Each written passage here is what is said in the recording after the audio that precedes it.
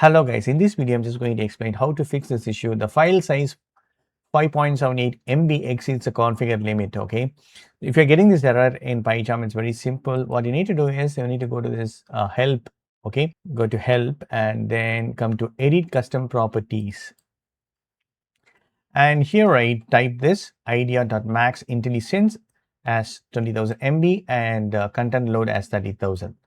Okay, and now you just save this. Okay, save all and then reload all from disk, or just you can simply exit and reopen it, restart your project and verify this wheel.html. The error might be getting for HTML files or some Python files. Okay, so now I'm going to tap on this wheel.html.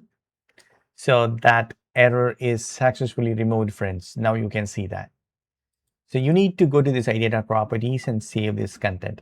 That's it. Hope this video is very much helpful. Thank you so much for watching. Please put a comments and feedback to my forms. Thank you. Bye. Take care, friends.